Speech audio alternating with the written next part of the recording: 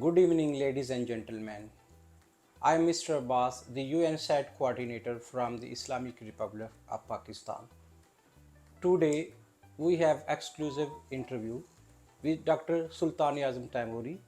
They have performed their meritorious services for the Pakistan Police as well as for the United Nations also. They perform on professional posts in United Nations. So today we put some questions for selection in for the police officers who want to join the United Nations peacekeeping missions. Good evening, sir. Good evening. Thank you very much, Ghulam Abbas, and thank you for taking this, giving me this opportunity to express my views about the induction in United Nations at different levels. It's very important, as you know, that, and I'm really grateful to you for taking this initiative because there are lots of police officers all around the world who really want to enter into the United Nations systems at different levels, and I think it will really benefit them. So thank you very much. Thank you so much. Thank you, sir. Sir, today I have a first question. Sir, how do you describe your 33 years services for Pakistan Police as well as for the United Nations also? Yes, 30, I have served 33 years in police service of Pakistan, and at different levels, nationally and internationally. And by the grace of God, now I've retired after 33 years of service, and now I'm now focusing more on different other academic activities. But these 33 years were really very challenging for me, and especially in my own country. I served at different positions in different as a in charge of different regions, and in charge of different districts, and then also I was Inspector General of Police in Islamabad also, and then also I have 7 years of experience in United Nations peacekeeping operations as IPO also, and also in different professional positions also. Thank you so much, sir. The next question is that, sir, what was your last assignment in United Nations? I was an acting police commissioner in UNAMID, and I went there I was deployed there as a deputy police commissioner in UNAMID, and but somehow there was no police commissioner. Then I assumed the charge. I took the charge of acting police commissioner and remained there as for 2.5 years. I was acting police commissioner in UNAMID, and it was one of the most challenging jobs for me. Because it was at the UNAMID is one of the most difficult missions in around the world, and one of the largest missions around the world. And I had the honor of serving there with 55 different nationalities who were deployed there. Thank you so much, sir. Sir, I want to know how many ways to enter in the United Nations system. In United Nations system, one can enter at different levels. First is as IPO, individual police officer. There is a different system of getting for entrance into the IPO system to become an IPO, and there is a SAT exam which is conducted, and in that exam, then you have to pass, and then you have to go through that exam, and then you enter into the system. The another one is to enter the system as FPU. In FPU, there is an entirely different system. There's a formed police units. Yes. There are these formed police units are 140 in each batch, and they are from this, and they are all armed, and they have a different system of entrance. It is called AOC, and they are inducted in different way. And then there is a professional way of entrance. There is a professional. If you want to enter into a professional position, then there is a different there's a different system. So I will explain all of them one by one.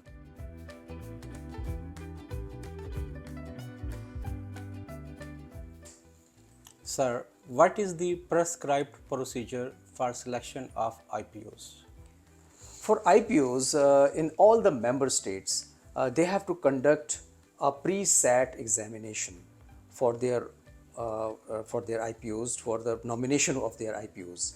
And this pre-SAT examination is taken by all the member states themselves. And then they select, out of that examination, they select about 250 candidates for nominations for the next SAT examination. They send these names who are selected to a police division.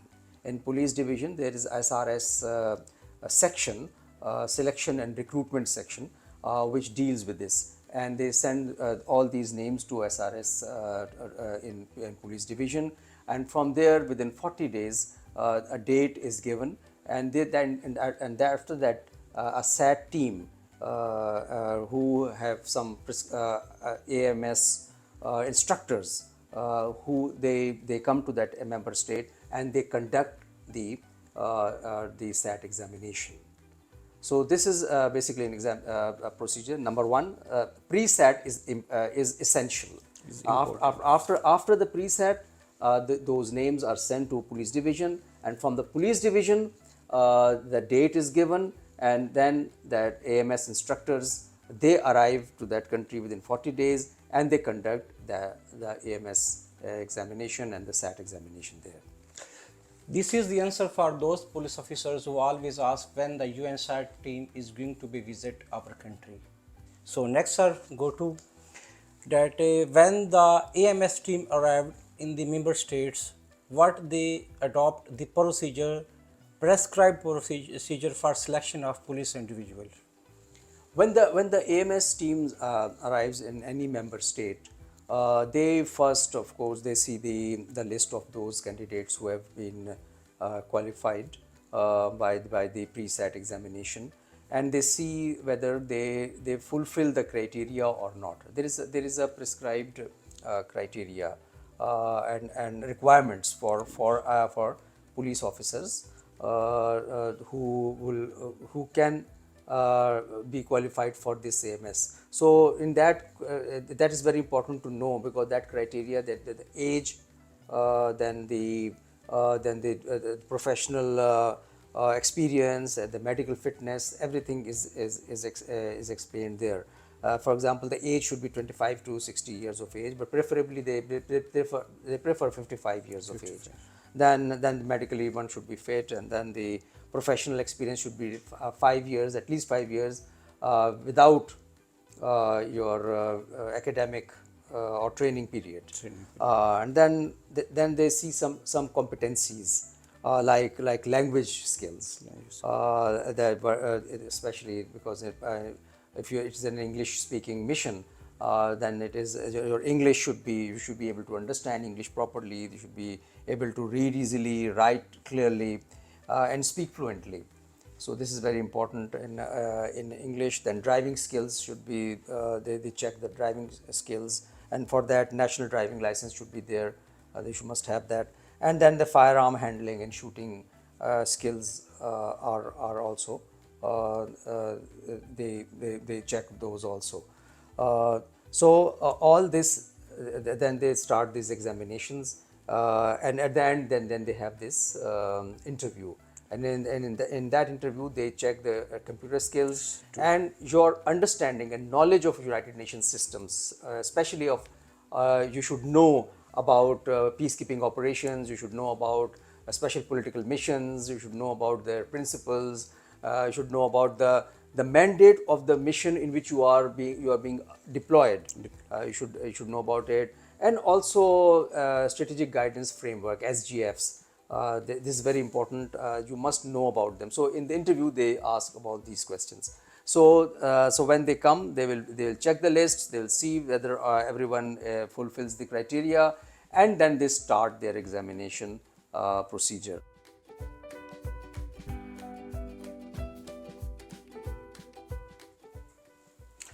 Sir, how many parts in language assessment? In language assessment, there is a combined language assessment test, and it's called CLA. And I'm very happy to know that you also have a website where you have all these instructions and all the different documents related to combined language assessment. I think you have it, and what's the name of Yes, it? that is the unpm.blogspot.com. It is very famous around the world. Just only I have the one, as well as the audio tests are also available at the YouTube channel. Just search the audio test for United Nations missions. You can find there, sir. Combined language assessment is also called CLA. It has 50 marks in total. It has two parts: reading comprehension, which is 20 marks, and audio comprehension is 30 marks, which is followed by report writing. So I will first discuss about the reading comprehension. In reading comprehension, they will give you three papers in the examination hall. The first one is the text of a mission related incident. It's an incident report followed by follow-up reports, 2 or 3 or 4 sometimes follow-up reports. And it's a text and you have to read it. And the second paper are the 10 questions about this incident report and the follow-up reports. And the third one is a blank sheet for your note taking. Now these three papers you will have, and when the time starts, you have to read the text. Now this is a very important point, and most of the people they fail here because they just read again and again, or their reading speed is very slow. So the important thing is when you read it carefully and you also highlight those points where you want to which are very important for you, and especially the ones which are important facts, because this all exercise will be followed by the report writing. In report writing, all these facts will also again come up again. So you have to write the facts also about the important facts on your rough sheet, which has been the blank sheet which has been given to you, and also you have to read for giving the answer of 10 questions which have been also been provided to you. So when you read it, just read it carefully, because you will not have time to read it again, and also highlight it. And after reading it, you have to give the answers of 10 questions. It is always better to read the 10 questions before, because if you read the 10 questions before, then you will really know which are the areas where you have to focus more. So after reading those 10 questions, and when you read this, you will have you really know it will be a targeted approach. So you will know where you have to highlight and how you have to give the answer. And then you have also write some of the important facts on your blank sheet also. So this exercise will take 20 minutes, and this is a very crucial exercise because in that you have to write, you have to do two things: answer the 10 questions and also write the important facts on your blank sheet for the report writing, which will come in the next phase. So the next important the phase will be audio comprehension.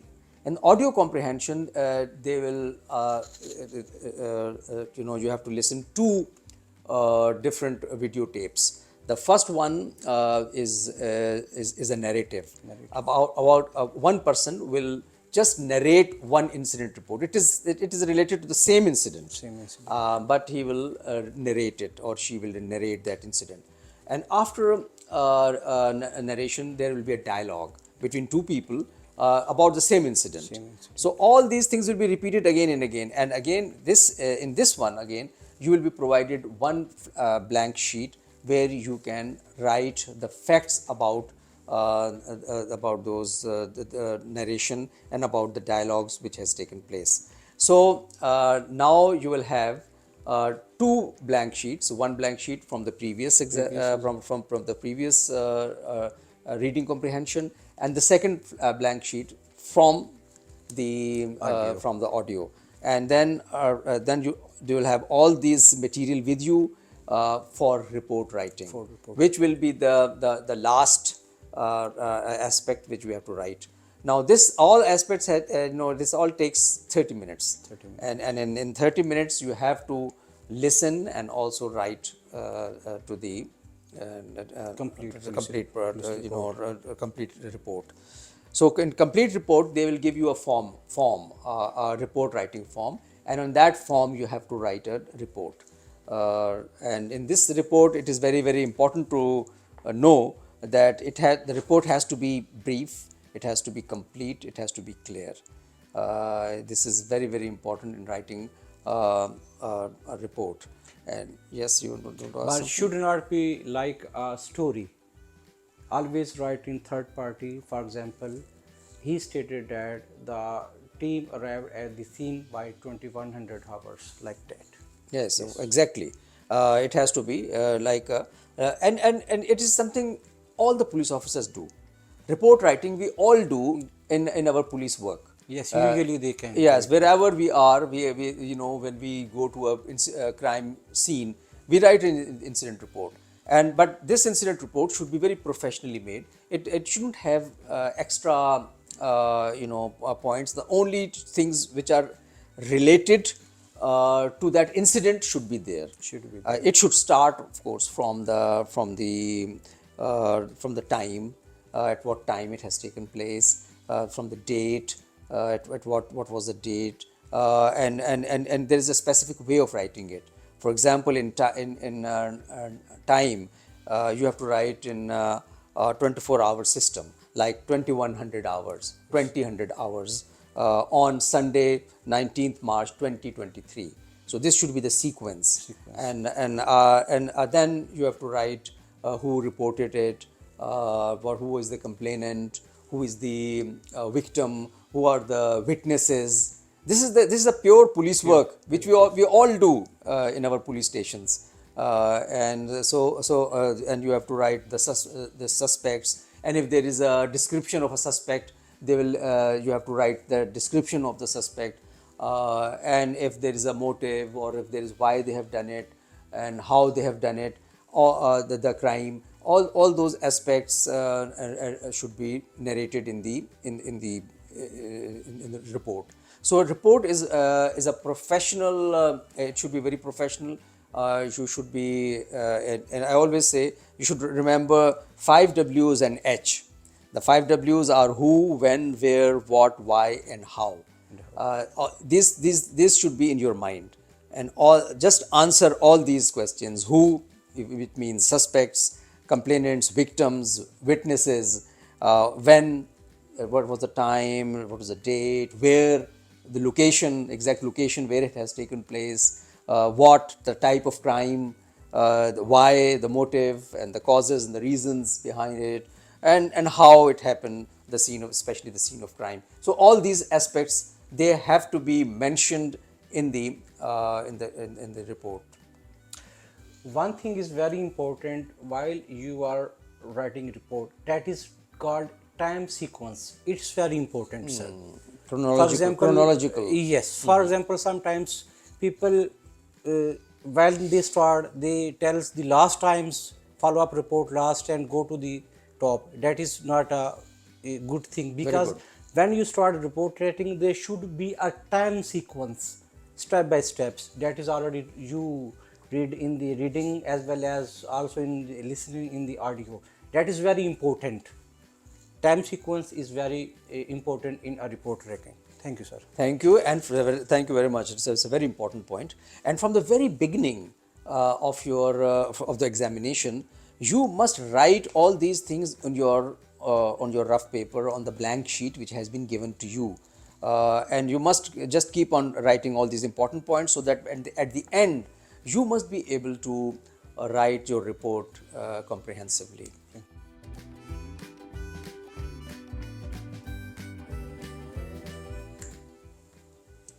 As the exam will start, it has the first part, the incident report, which has two parts, the first incident report and the follow-up reports, and then the 10 questions. The 10 questions, I'll just narrate the 3 questions. You must read them before reading the text. So the first question is, where was the victim waiting before he was kidnapped? The second one, how many men kidnapped the victim? The third question is, what were the color and type of the vehicle involved? Now I'll read the text and I will highlight those areas which has been asked in the question paper. At 10:30 hours, 1st May 2011, an anonymous call was received at United Nations UNPOL station in Marseille, Port-au-Prince, stating that 30 years old Haitian male had been kidnapped 1 hour before. The note stated that the man was waiting in front of a medical center. Now, this was the first question. Where was the victim? So, I will highlight in front of the medical center located in the Port-au-Prince, where he was forced by 3 Haitian. This was the second question. How many men kidnapped? The 3 Haitian men to get into the brown minibus. This was the third question. What was the color of the vehicle? So I'll highlight this. So I've highlighted the 3 questions, the answers of the 3 questions which have been asked here. So I'll write the answer in front of a medical center.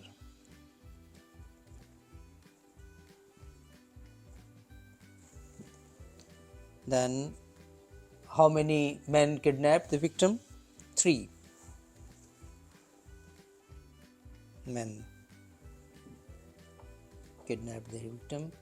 And what were the color and the type of the vehicle? Brown minibus.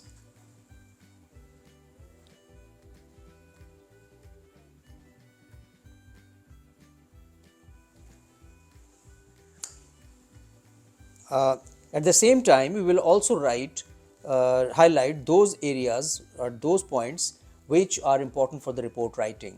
So, of course, like time, like date, like how many, who was the victim, like who was the, how many perpetrators were there. So, I will write it on the rough paper. At the end, when I'll answer all the 10 questions, I will also on the blank paper, sheet which has been given to us, I'll write those important points for the report writing. For example, the time of the incident, the date, the location, for example, in front of the where the abduction was taken place, kidnapping was taken place, kidnapping in front of medical center,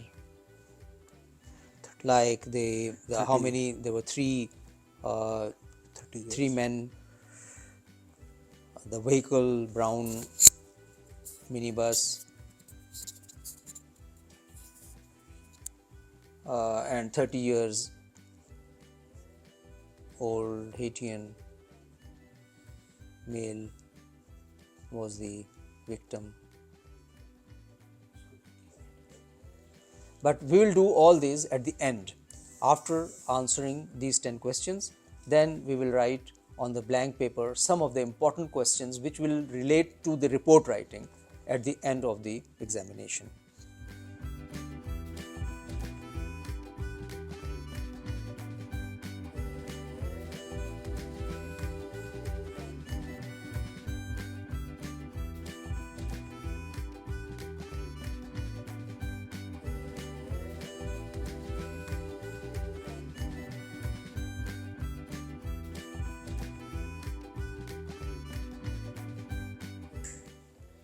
Sir, when the candidate qualifying the language assessment, what is the next procedure? After qualifying a language assessment, the candidates are required to take the driving assessment. And in the driving assessment, first of all, they have to present their national driving license, which should be valid. And after presenting it, then they can take this examination. It has 2 parts.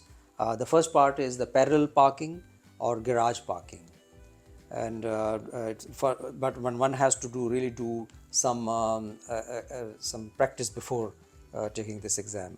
And the second one is the road assessment, which is for 5 to 10 minutes, in which you have to drive on the roads.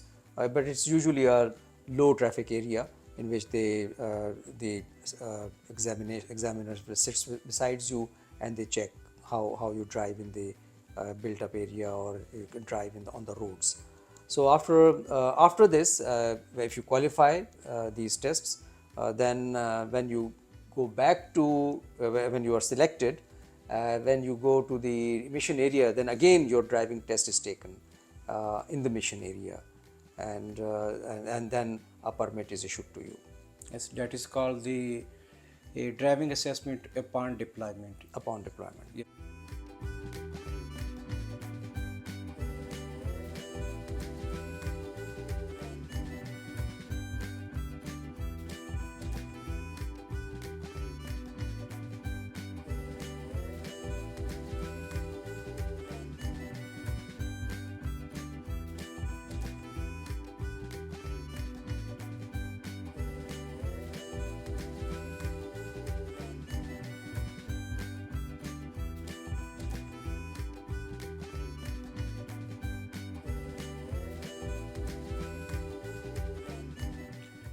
Sir, what is armed and unarmed mission? There are two types of missions. In armed missions, you can carry arms, and for those missions, it is necessary to qualify weapon handling and shooting assessment. It has three parts and three phases. In the first phase, you have to disassemble and reassemble the weapon. In the second phase, you have to do shooting from 5 meters distance, drawing weapon from your holster. And in the third phase, you have to shoot from the 7 meters for low ready position.